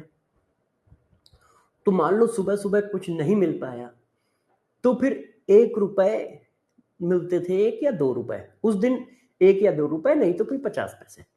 तो मुझे ध्यान है 2 रुपए में मेरे स्कूल के सामने वो ठेला लगाता था। उसमें एक प्लेट में थोड़ा सा चावल डाल देगा और छोले डाल देगा। 2 रुपए की प्लेट देता था। 2 रुपए की प्लेट देता था, खा लेते थे। नहीं, अरे ठीक है, अब चलो पढ़ाते हैं। तुम लोग ना यार मेरा टाइम बहुत बर्बाद करते हो, बड़े बदतमीज बच्चे हो यार। देखो, तो कैटलिस्ट क्या करता है? कैटलिस्ट इक्विलिब्रियम स्टेट की, कैटलिस्ट क्या करता है? कैटलिस्ट इक्विलिब्रियम स्टेट को नहीं चेंज करता है, रेट को बढ़ाएगा दोनों तरफ से और टाइम को रिड्यूस कर देगा। रेट को बढ़ाएगा, टाइम को रिड्यूस कर देगा। ठीक है, ध्यान रखिएगा। अच्छा, इतने सारे मैंने पॉइंट बताए हैं इक्विलिब्रियम स्टेट के, इतने सारे मैंने पॉइंट बताए हैं आपको इक्विलिब्रियम स्टेट के। अब तुम्हारे अंदर से आ रहा होगा कि सर, ना ना सर, क्वेश्चन दो। हाँ, सीएसडी भी लिखेंगे, पहले क्वेश्चन तो करो यार। तो अब देखो इस पर क्वेश्चन, ठीक है। Select equilibrium state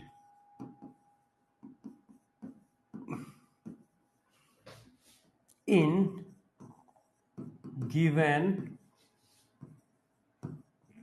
graph. देखिए ये ग्राफ है, आपको इसमें इक्विलिब्रियम स्टेट बताना है कि भाई इसमें इक्विलिब्रियम स्टेट कहां पर है।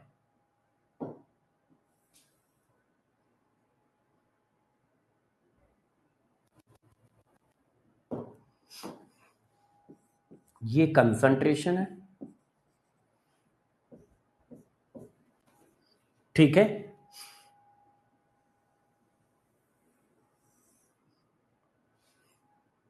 थोड़ा ज्यादा नीचे चला गया। ये है हमारा रिएक्टेंट,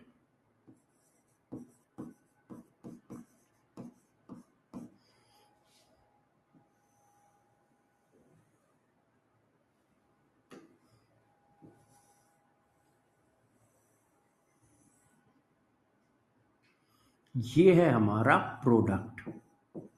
सारे बच्चे गौर से समझेंगे। Point A, point B, point C, ठीक है, पॉइंट डी। ऑप्शन,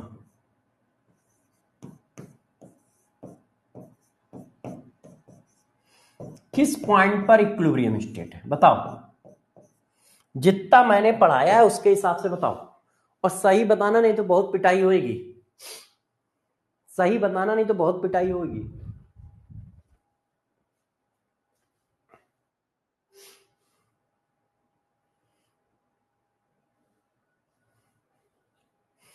अभिषेक, मनीष, जॉन, रिया, हसन, भाई तुम सबको मैं दौड़ा के मारूंगा।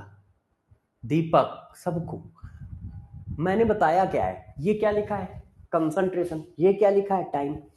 तो जब इक्विलिब्रियम स्टेट आता है तो कंसंट्रेशन क्या हो जाता है, कंसंट्रेशन क्या हो जाता है, constant.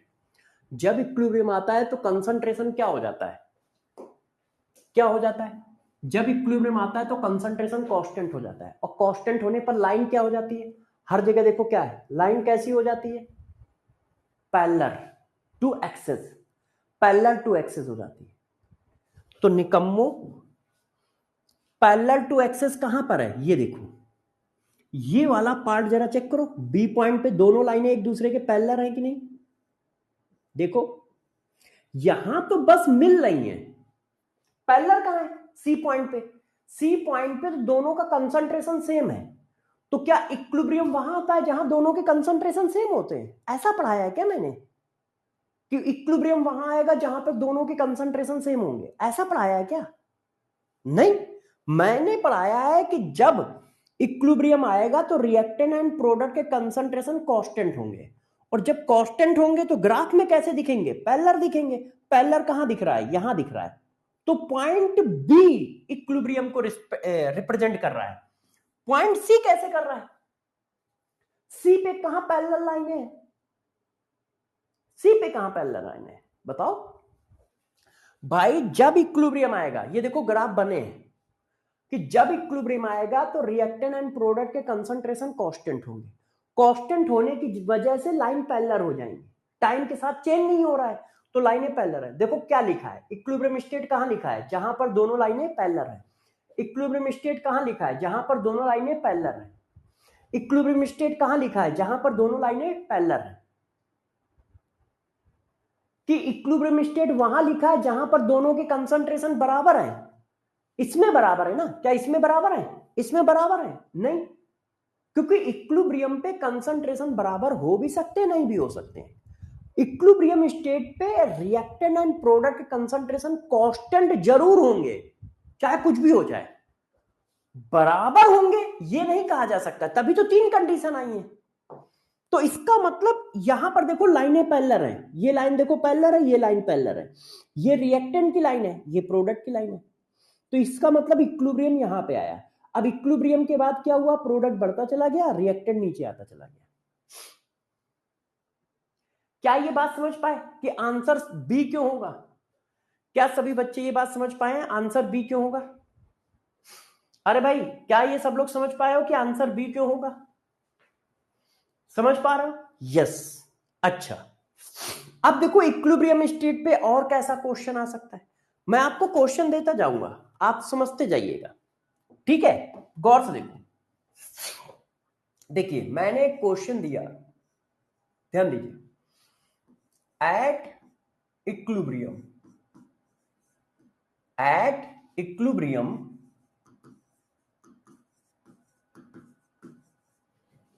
concentration of ammonia, nitrogen and hydrogen is 2, 3, 4 m respectively.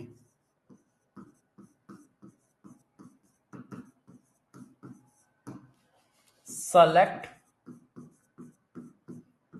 correct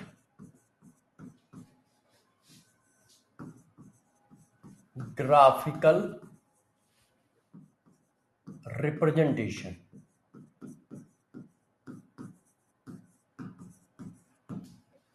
अब देखो बच्चों,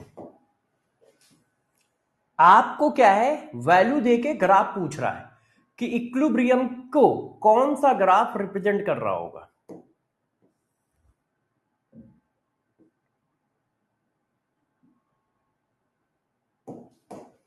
इधर कंसंट्रेशन है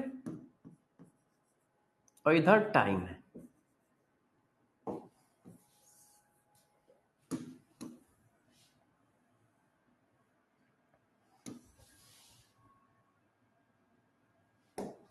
ये ए हो गया, ये बी ऑप्शन हो गया, ये सी ऑप्शन हो गया और ये डी ऑप्शन हो गया, नन ऑफ दीज। ठीक है, अब मैं ग्राफ बना देता हूं।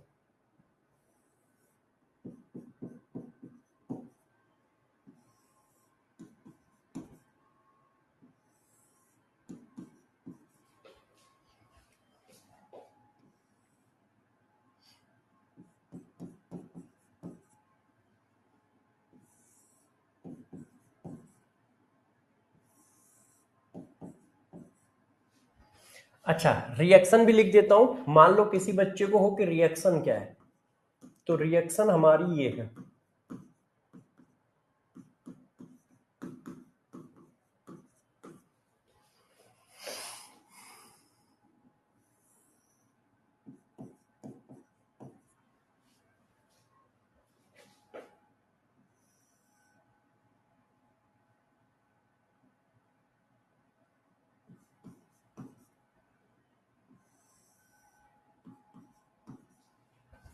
बताओ कौन सा ग्राफिकल रिप्रेजेंटेशन सही है? एक मिनट रुक जाओ, एक से ज्यादा आंसर ना हो जाए। बताइए कौन सा ग्राफिकल रिप्रेजेंटेशन सही है?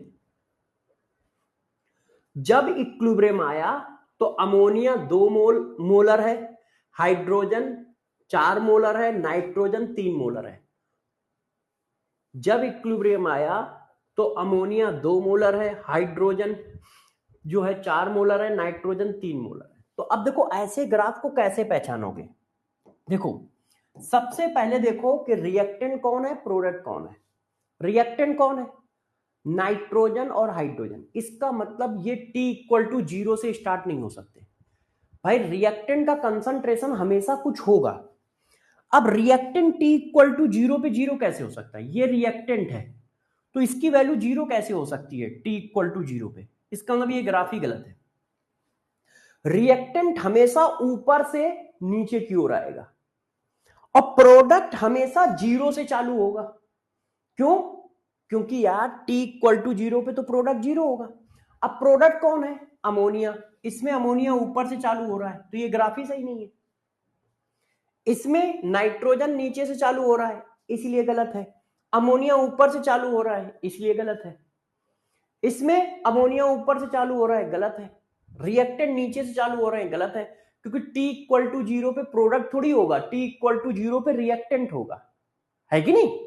भाई टी इक्वल टू जीरो पे कौन होगा, रिएक्टेंट की वैल्यू होगी, प्रोडक्ट की वैल्यू जीरो होगी। ये तो उल्टा लिखा है, यहां देखो प्रोडक्ट जीरो से चालू हो रहा है, सही है, रिएक्टेंट ऊपर से नीचे आ रहा है, सही है, दो बातें तो सही है कि प्रोडक्ट और रिएक्टेंट का रिप्रेजेंटेशन सही है। अब कौन सी लाइन ऊपर होगी कौन सी लाइन नीचे होगी, तो ये वर्टिकल लाइन क्या रिप्रेजेंट कर रही है, वर्टिकल लाइन कंसंट्रेशन को रिप्रेजेंट कर रही है। वर्टिकल लाइन क्या है, कंसंट्रेशन। तो सबसे बड़ा कंसंट्रेशन किसका है, सबसे छोटा किसका है, सबसे छोटा किसका है, अमोनिया का। तो अमोनिया की लाइन सबसे नीचे होनी चाहिए, है। फिर वैल्यू किसकी ज्यादा है, नाइट्रोजन की। तो नाइट्रोजन की लाइन अमोनिया से ऊपर होनी चाहिए, है। सबसे ऊपर लाइन किसकी होनी चाहिए, हाइड्रोजन की। क्यों, क्योंकि हाइड्रोजन की वैल्यू सबसे ज्यादा है, तो हाइड्रोजन सबसे ऊपर है। तो बस आंसर क्या है, थर्ड। आंसर क्या है, थर्ड। थर्ड ग्राफ इन सभी चीजों को रिप्रेजेंट कर रहा है। आंसर क्या है, थर्ड, वेरी गुड, क्योंकि थर्ड ग्राफ इन सभी चीजों को रिप्रेजेंट कर रहा है। तो जब भी कहीं ऐसा क्वेश्चन आए कि भाई इक्विलिब्रियम स्टेट को इनमें से कौन सा ग्राफ रिप्रेजेंट कर रहा है, तो आप सबसे पहले ये चेक किया करो प्रोडक्ट कौन है, रिएक्टेंट कौन है। क्यों, प्रोडक्ट हमेशा टी इक्वल टू जीरो से स्टार्ट होगा, रिएक्टेंट हमेशा नीचे से ऊपर से नीचे आएगा, पहला पॉइंट ये। फिर उनके इक्विलिब्रियम में कंसंट्रेशन देख लो, जिसका कंसंट्रेशन ज्यादा होगा वो लाइन सबसे ऊपर होगी, जिसका कंसंट्रेशन कम होगा वो लाइन सबसे नीचे होगी इक्विलिब्रियम स्टेट पर, इक्विलिब्रियम स्टेट पर। बात समझ पाए, यस। अब जरा देखो यार, ये तो मैंने बताया इक्विलिब्रियम स्टेट होता क्या है। अब किसी बच्चे ने मेरे से पूछा कि यार इक्विलिब्रियम स्टेट तो समझ गए, ये इक्विलिब्रियम कांस्टेंट क्या होता है। अब देखो अगला पॉइंट, इक्विलिब्रियम स्टेट के बाद इक्विलिब्रियम कांस्टेंट, ये क्या होता है।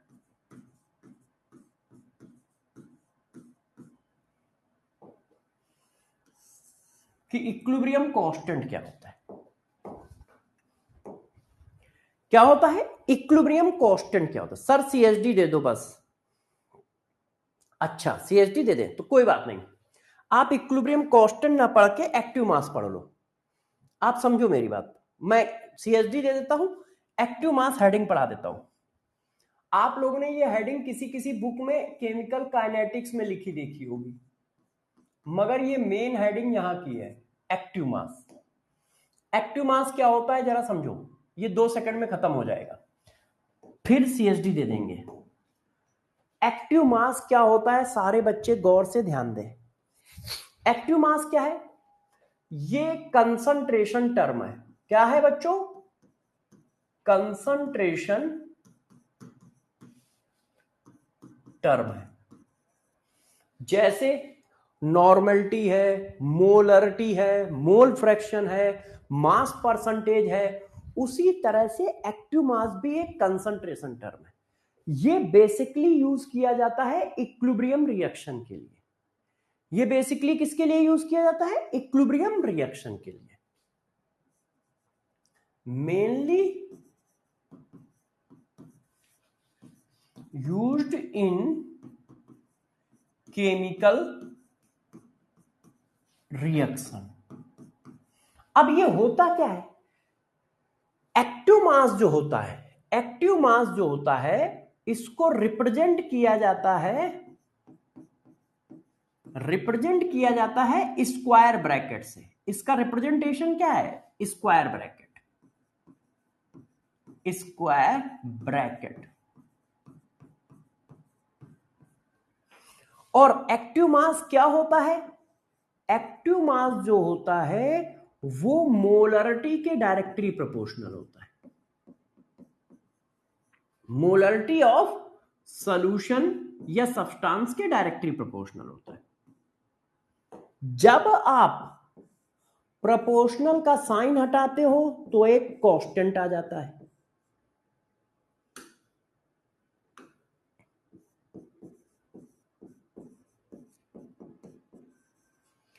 इस कांस्टेंट की वैल्यू 1 होती है for aqueous solution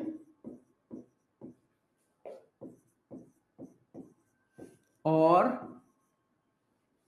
aqueous solution और गैस के लिए। एक्वस सॉल्यूशन गैस और लिक्विड के लिए 1 होती है, जिसकी वजह से एक्टिव मास जो होता है मोलरिटी के बराबर होता है। इसलिए हम लोग एक्टिव मास जहां पूछा गया तो वहां मोलरिटी लिख देते हैं। तो एक्टिव मास क्या है? मोलरिटी ऑफ एक्वस आयन है। एक्टिव मास क्या है? मोलरिटी ऑफ एक्वस आयन है। तो जब भी हमें कहीं एक्टिव मास कहेगा तो हम उसकी मोलरिटी निकाल देंगे। इसका मतलब क्या है? जब भी मुझसे वो एक्टिव मास निकालने को कहेगा तो हम क्या निकाल देंगे? मोलरिटी निकाल देंगे। हम क्या निकाल देंगे?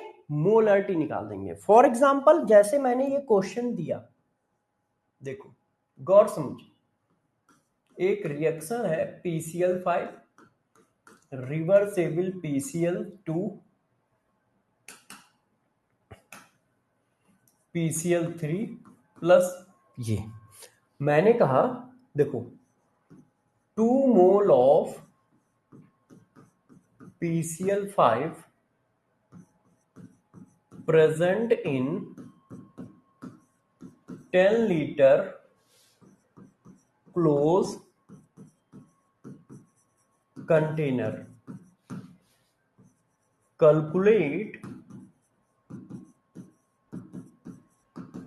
active mass of PCl5. तो अब आप क्या निकाल दोगे? एक्टिव मास पूछ रहा है तो आप क्या निकाल दोगे? मोलरिटी। बस सिंबल क्या बना दोगे? उसको स्क्वायर ब्रैकेट के अंदर कर दोगे और निकालोगे वही क्या? Molarity, mole of solute, volume of solution. अब ये फार्मूला किसका था? मोलरिटी का था ना। मोल दिया है, वॉल्यूम दिया है, कितनी निकल के आ गई? 0.2। ये देखो, बस आपने सिंबल बना दिया है क्या? एक्टिव मास का। निकल मोलरिटी ही रही है। तो ध्यान रखना, कभी भी एक्टिव मास निकालने कहेगा तो हम मोलरिटी निकालेंगे। एक्टिव मास निकालने को कहेगा तो हम मोलरिटी निकालेंगे। ये भी एक कंसंट्रेशन टर्म है। ये मेनली केमिकल रिएक्शन में यूज किया जाता है। इसको स्क्वायर ब्रैकेट से रिप्रेजेंट करते हैं और ये मोलरिटी के बराबर होता है।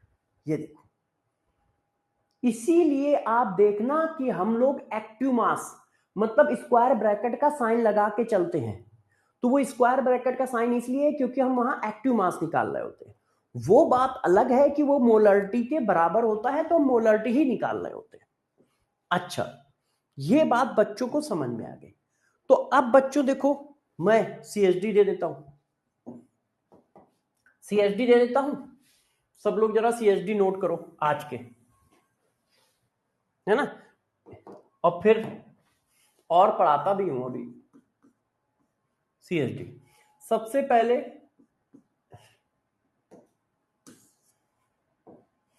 Irreversible reaction. बताओ भाई, इररिवर्सिबल रिएक्शन क्या होती है?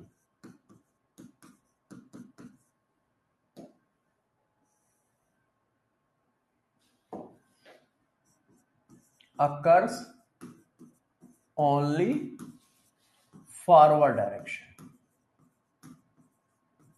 एक ही डायरेक्शन में होती है, वो भी कौन सी डायरेक्शन? Forward direction. इनका रिप्रेजेंटेशन कैसा है? एरो के थ्रू है, सिंगल एरो। अच्छा, फिर है रिवर्सिबल रिएक्शन। रिवर्सिबल रिएक्शन बताओ भाई क्या होती है? occurs both direction,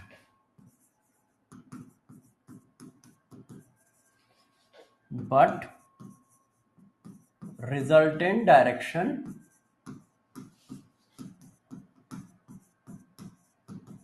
depend upon condition. कि कंडीशन क्या है? इसको रिप्रेजेंट किससे करोगे? डबल हेडेड एरो से करोगे। अब बात आती है इक्विलिब्रियम स्टेट क्या होता है?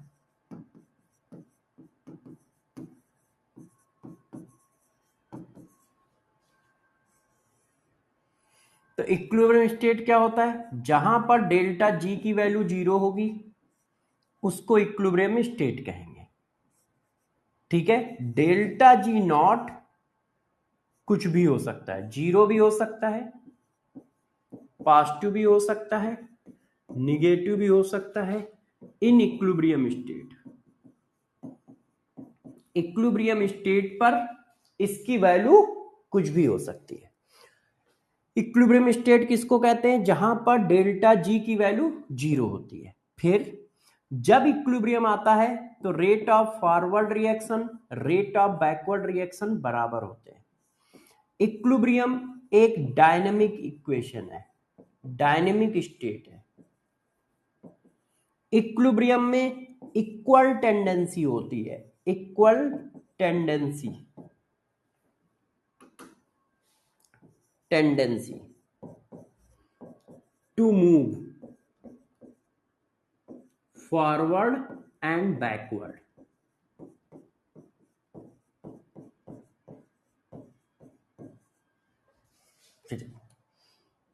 इक्विलिब्रियम में concentration of product and reactant are constant. Reactant and product के कंसंट्रेशन इक्विलिब्रियम में कांस्टेंट होते हैं और वो बराबर हो भी सकते हैं, नहीं भी हो सकते हैं। हो सकता है ये कंडीशन हो सकता है बराबर हो, और हो सकता है बराबर ना हो, ये कंडीशन। कुछ भी हो सकता है मगर इक्विलिब्रियम पर कंसंट्रेशन कांस्टेंट जरूर होंगे। अच्छा, अगला पॉइंट,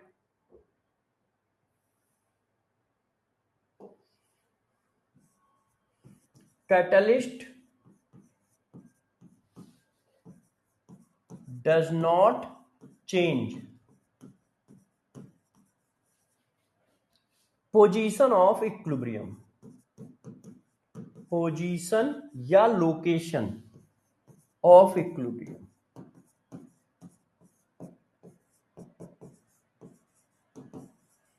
वो इक्विलिब्रियम की पोजीशन या लोकेशन को चेंज नहीं करता है, only reduce time of equilibrium and increase rate of equilibrium, only increase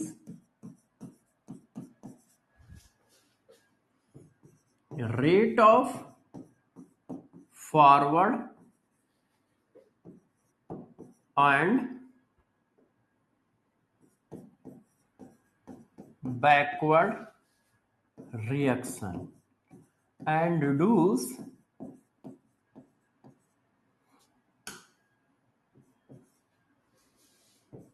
time to achieve equilibrium state. Equilibrium state को रिड्यूस, टाइम को रिड्यूस कर देता है। इक्विलिब्रियम स्टेट जहां आती है वहीं पे आएगी, बस रिएक्शन के रेट को बढ़ा देता है जिसकी वजह से इक्विलिब्रियम जल्दी आ जाती है, जिसकी वजह से इक्विलिब्रियम जल्दी आ जाती है। अब ग्राफिकल रिप्रेजेंटेशन कैसे कैसे होंगे, तो वो ग्राफिकल रिप्रेजेंटेशन बता दिया गया है कि भाई ग्राफिकल रिप्रेजेंटेशन कैसे कैसे हो सकते हैं।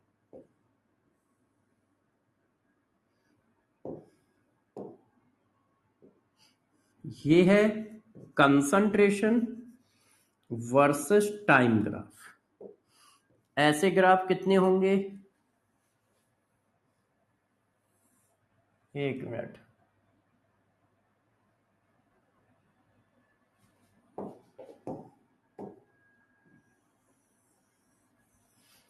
अच्छा एक सेकंड रुक जाओ।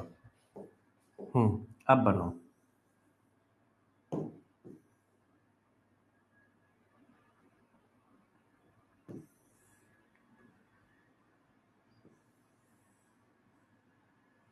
डेल्टा जी वाला भी ग्राफ होगा ना, इस ग्राफ को थोड़ा इधर खींच देते हैं।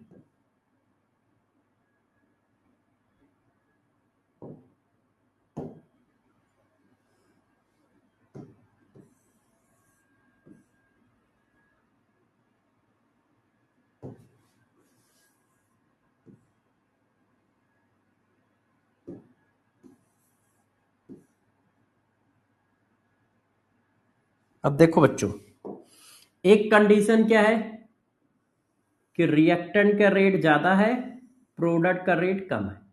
ये रिएक्टेंट का रेट है, ये प्रोडक्ट का रेट है। एक कंडीशन क्या है, रिएक्टेंट का रेट ज्यादा है, प्रोडक्ट का रेट कम है। एक कंडीशन है कि दोनों का रेट आपस में दोनों का कंसंट्रेशन आपस में बराबर है, रिएक्टेंट का बराबर है प्रोडक्ट के। अब डेल्टा जी वाला graph, delta G versus time graph. तो delta G versus time graph ये हुआ, ये इक्विलिब्रियम स्टेट आ गई ऐसे। तो मैंने सबका एक एक ग्राफ भी बना दिया। ये कौन सा ग्राफ है, जब प्रोडक्ट का कंसंट्रेशन ज्यादा है, रिएक्टेंट का कम है। ये जब रिएक्टेंट का ज्यादा है, प्रोडक्ट का कम है। ये जब दोनों के कंसंट्रेशन बराबर है। अभी मैंने इतना पढ़ाया है, अभी मैंने आपको इतना पढ़ाया है। अब बात आती है बच्चों इसकी कि इक्विलिब्रियम स्टेट क्या होता है। अब आप बताओ, इक्विलिब्रियम स्टेट आज पढ़ना चाहते हो या कल? अब यहां से हमारे पास मेन टॉपिक स्टार्ट हुआ है कि भाई इक्विलिब्रियम कांस्टेंट क्या होता है। इक्विलिब्रियम स्टेट पढ़ चुके हो, इक्विलिब्रियम कांस्टेंट। इक्विलिब्रियम कांस्टेंट क्या होता है? कल की क्लास बहुत इंपॉर्टेंट होगी, क्योंकि कल इक्विलिब्रियम कांस्टेंट पढ़ाया जाएगा और इससे रिलेटेड सारी बातें पढ़ाई जाएंगी। मतलब कल आपको इक्विलिब्रियम कांस्टेंट पढ़ा दिया जाएगा, क्वोशिएंट रेशियो पढ़ा दिया जाएगा, इक्विलिब्रियम केपी केसी पढ़ा दिया जाएगा, केपी केसी में रिलेशन पढ़ा दिया जाएगा। कल आप मेरे हिसाब से इतना आराम से कर लोगे, क्योंकि इनकी थ्योरी छोटी छोटी है। थर्मोडायनेमिक्स की तरह लंबी चौड़ी थ्योरी नहीं है। इनके न्यूमेरिकल खूब है तो न्यूमेरिकल खूब कराएंगे, मगर थ्योरी छोटी छोटी है, तो आपका जल्दी हो जाएगा। तो कल आपको इक्विलिब्रियम कांस्टेंट क्या होता है ये पढ़ाऊंगा।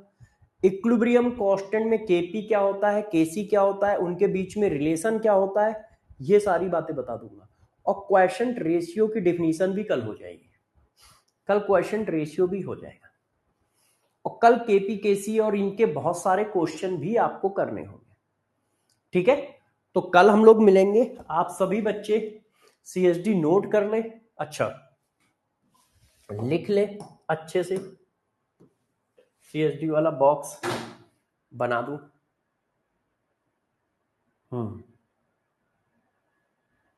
यस, नोट कर लीजिए। हाँ, और सभी लोग अभी थर्मोडायनेमिक्स, बस क्लास में घुसने से पहले इसको 1 सेकंड इतना देख लेना, बस इतना इतना क्लास में घुसने से पहले 3-4 सेकंड 10 सेकंड में रिवाइज कर लीजिएगा। नहीं तो आप थर्मोडायनेमिक्स रिवाइज करो, थर्मोडायनेमिक्स के क्वेश्चन लगाओ 2-3-4 बार, जो भी करना है थर्मोडायनेमिक्स रिवाइज करिए, थर्मोडायनेमिक्स के क्वेश्चन लगाइए। केमिकल इक्विलिब्रियम अभी कुछ मत करिएगा, ठीक है। हाँ, मैं वो सब भेज देता हूं बेटा, वो सब भेज देता हूं।